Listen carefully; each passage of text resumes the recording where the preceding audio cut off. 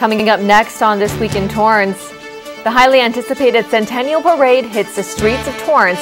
We'll take you there. And we'll bring you to Torrance Beach for the annual Coastal Cleanup Day. Then we'll help you take the guesswork out of how to become a city commissioner. Plus, we'll show you how West High School celebrates their 50th anniversary. These stories and much more are just seconds away. Your local news starts right now.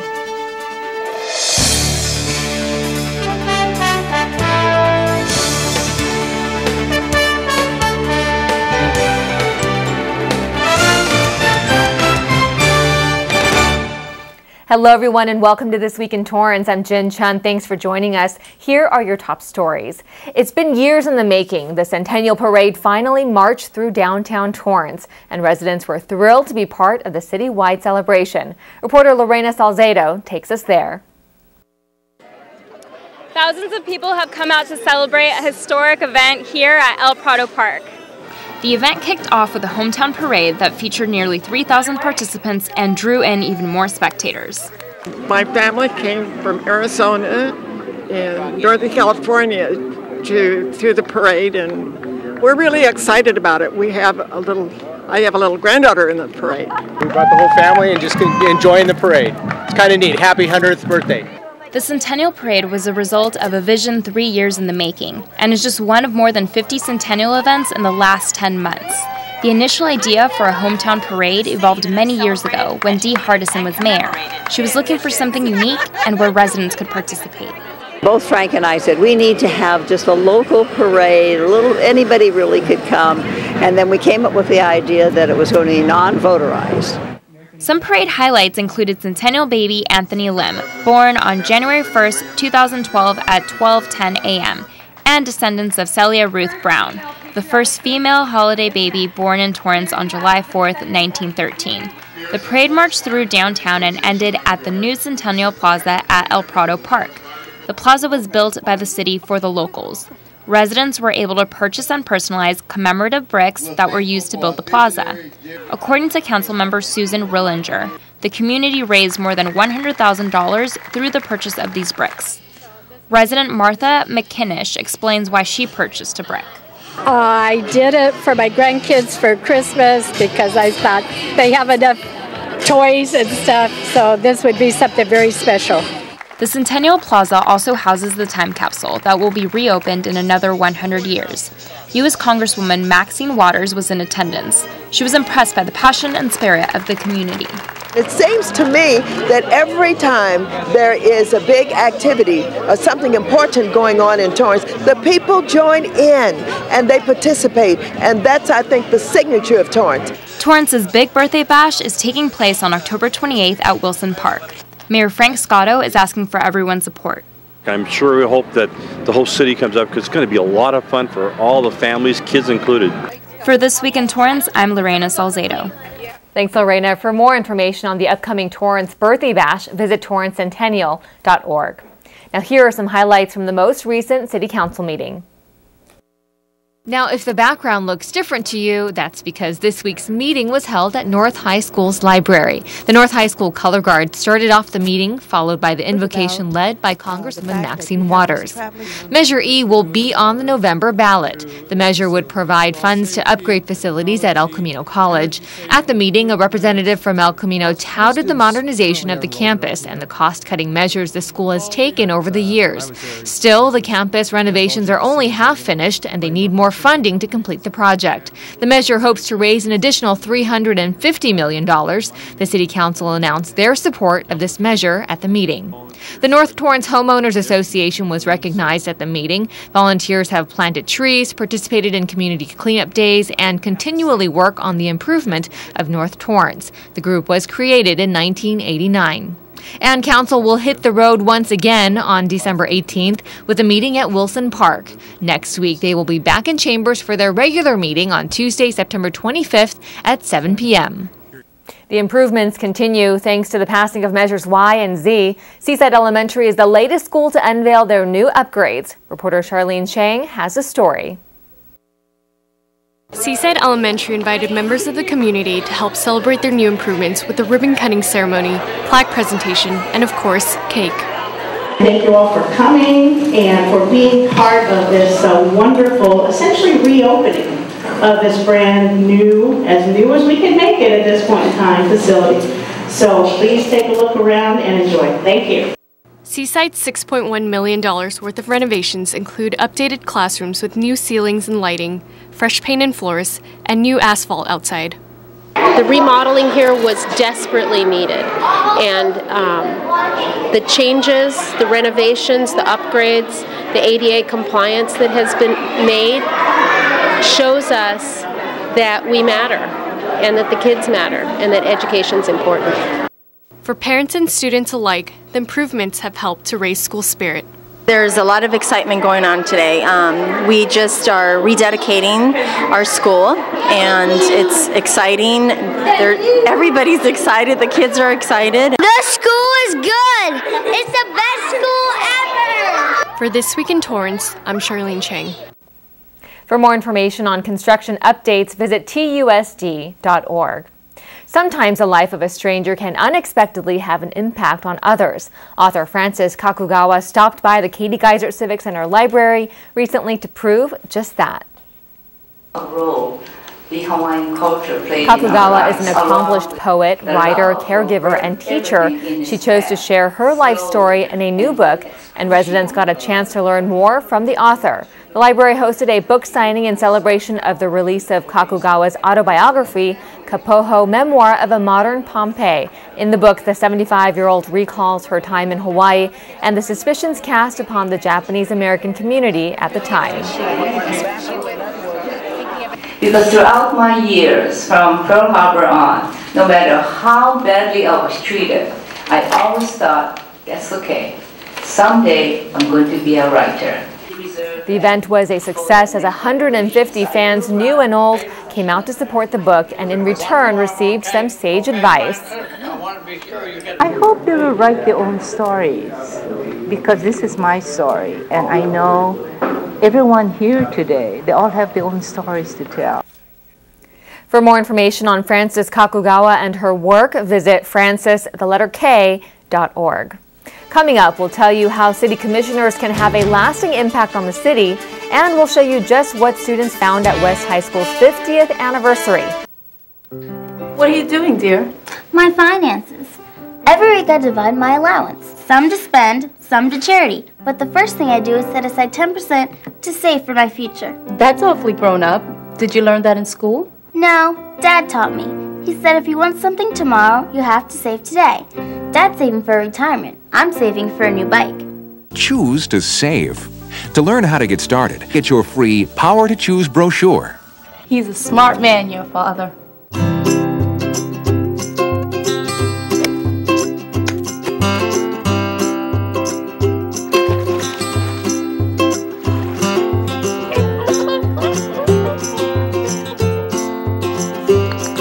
Think you found every hazard out here today? Think again. The spot you missed could be a killer. That spot on your skin could be skin cancer. Fact is, if you're a man over 50, you're in a group most likely to develop skin cancer, including melanoma, the kind that kills one person every hour. 1 in 5 Americans is likely to develop a form of skin cancer during their lifetime. That's why your best shot is to check for a spot. It's easy. Follow through and check your skin. It could be the save of a lifetime. Go to spotskincancer.org to find out how. A message from the American Academy of Dermatology. Torrance currently has 12 commissions, boards, and councils that serve as advisors to the City Council. Areas range from the Commission on Aging to the Environmental Quality Commission. And when positions are vacant, residents are highly encouraged to apply. But just what does it take to become a city commissioner? Reporter Kyle Sexton finds out.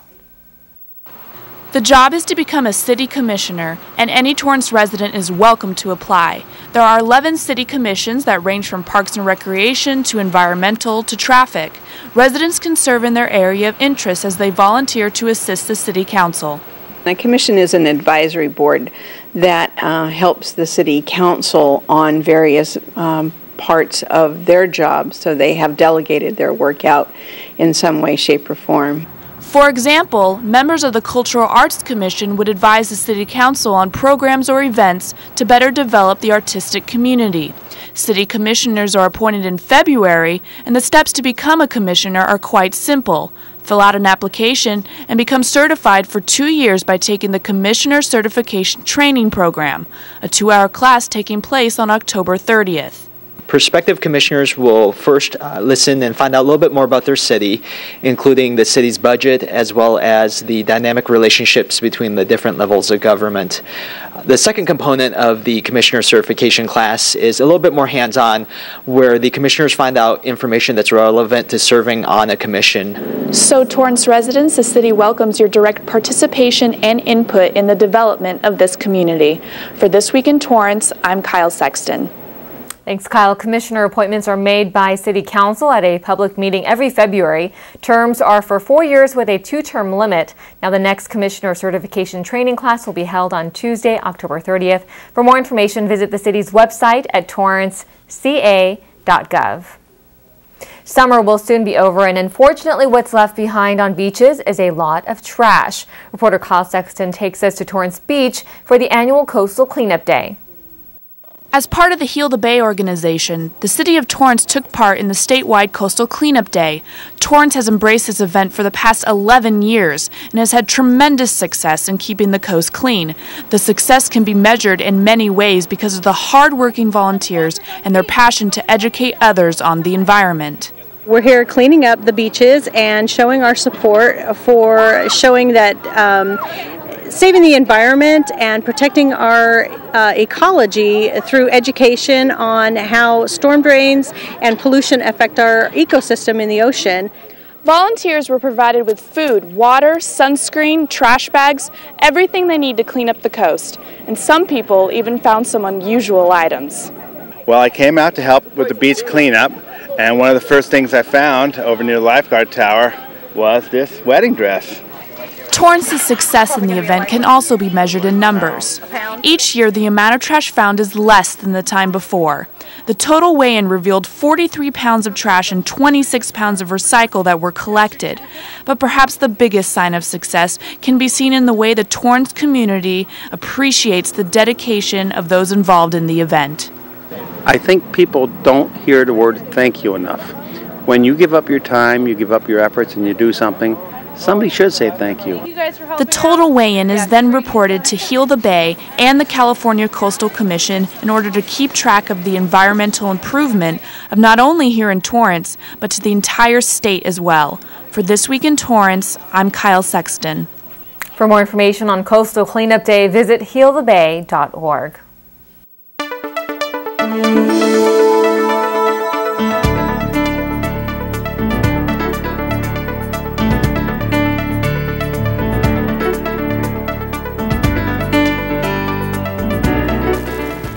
Hundreds of people turned out to get a pulse on their health. Reporter Charlene Chang takes us to the annual Health and Resource Fair. The City of Torrance teamed up with the Salvation Army for the 20th year of their annual Health and Resource Fair. It's a place to offer some resources, some information and helps, and we have free screening, high blood pressure, stroke analysis, and all different things that could perhaps help someone to kind of guide them in the right direction of their health situation or condition. While there is music, food, and vendors, health screenings were at the top of everyone's to-do list, and with good reason. About 5 or 6 years ago, there was an elderly gentleman came in, perfect health, no problem, but I'm going to take the screening anyways. It turned out that guy had a 97% blockage in his arteries. He went to the doctor next day, boom, surgery, and he was fine. Had he not been here, that might not have been discovered. We're able to create awareness, spread that strokes do occur very frequently, and hopefully we could just save lives one at a time. For the community, the health fair offers free medical services with unbeatable convenience. It's all in one place. So yes, they could go to their doctors and get them individually, but if they're reluctant to go or can't afford it, or it's busy and they want to just do all this at one time, they can come and find out how their health is and then focus on things that could be a problem. Some participants were able to take home a priceless souvenir, peace of mind. I feel like I find out something every time I come that I didn't know prior, about what's wrong with me or what's right with me. The event would not be possible without the help and support of numerous volunteers, including the Kiwanis Club and their student leadership programs, Key Club, Kiwans Club, and Circle K Club.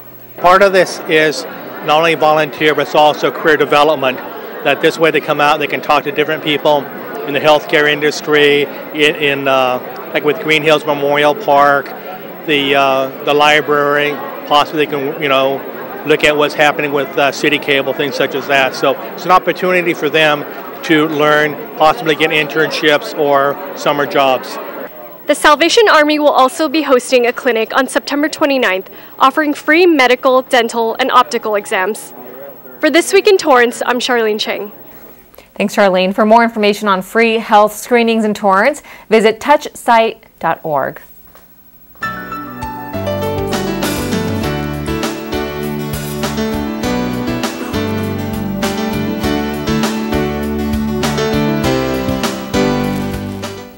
A Christian school continues its long battle to open its doors, but thanks to the city of Torrance, they are getting closer. Reporter Lorena Salcedo has a story. We were probably 3 months behind, and were unable to enroll students.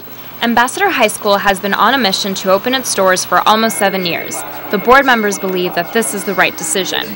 It is God's call for them, so they have remained persistent in completing the project. Ambassador High was scheduled to open this September, but have had to postpone for another year.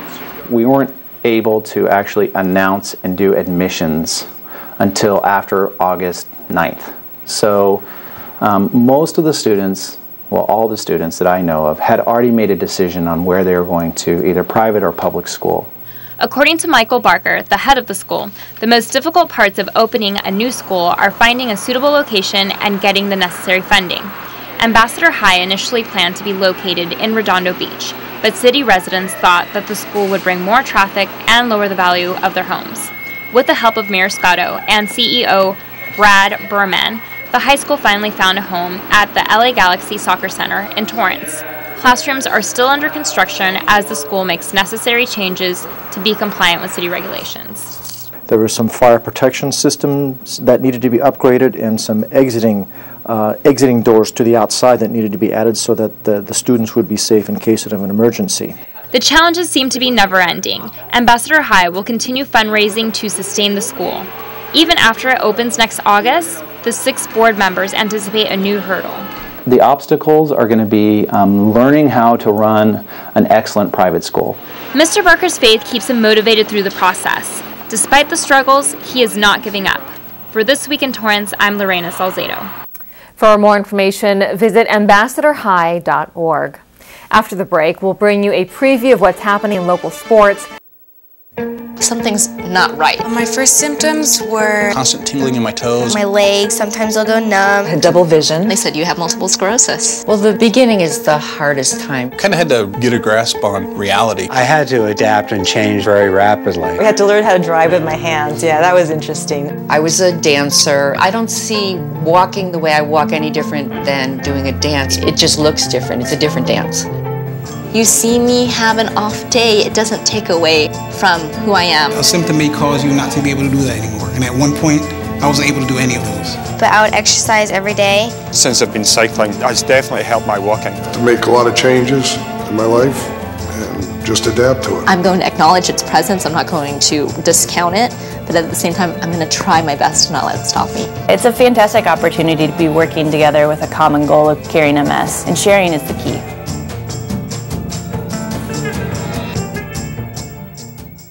I remember the moment. I'll never forget that moment. That changed my life. At that moment, it hit me. This is why I joined the Guard. We're soldiers, always ready to protect our country. But we've also got communities. Family, friends, neighbors who count on us. I couldn't believe it. I just saved a life. Somebody from my hometown. See what it means to be a citizen soldier at NationalGuard.com. Beginning on Monday, September 24th, the Henderson Library will close for approximately 3 months for improvements.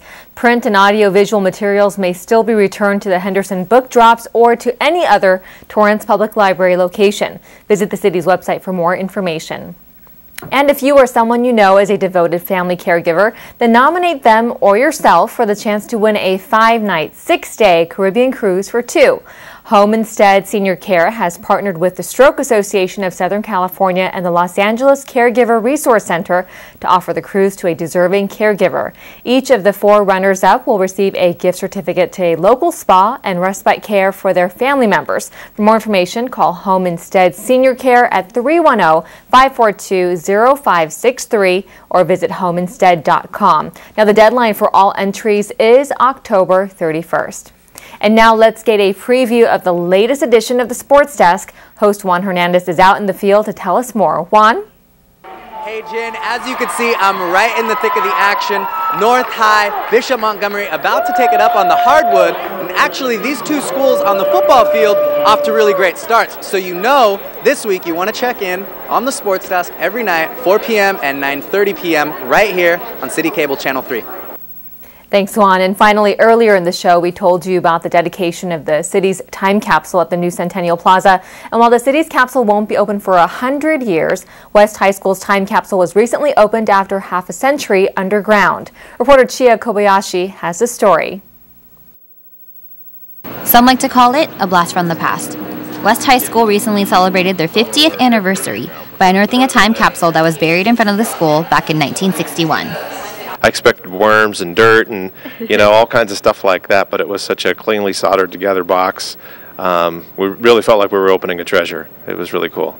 Curious students, faculty, and alumni all gathered to see the capsule being lifted from the ground. This is the exact spot that the time capsule was buried 50 years ago. It took about 4 men to drill through this concrete and lift the time capsule out. The contents of the copper time capsule included coins from 1962, newspaper articles and different publications from 1961, original renderings of the school, and a pamphlet that even showed how much it cost to educate a child back in 1961, which was just 28 cents per day. Current students hope to add items to the next time capsule, which will be buried at the end of the year. Different things that kind of summarize the current times would be really interesting to dig up later. Some type of music that we listen to, like a CD maybe of something we are really interested in, a picture of our ASB, what we look like back now, I guess. I was hoping to put my baton in since I'm in the marching band, so hopefully if it fits, I was hoping to put that in. West High alumni worked hard to put together the capsule unveiling and showed their warrior pride. I think there's nothing like being a warrior, and I think that is what's brought a lot of us together to put this particular event on, as we truly feel a connection to the school. Once a warrior, always a warrior. For This Week in Torrance, this is Chia Kobayashi. Thanks, Chia. For more information on West High's 50th anniversary, visit whs.tusd.org. And that's going to do it for us on This Week in Torrance. I'm Chun. If you've missed any portion of our show, you can catch us again at 11 a.m. and 6 p.m. Thanks for joining us, and we'll see you next time.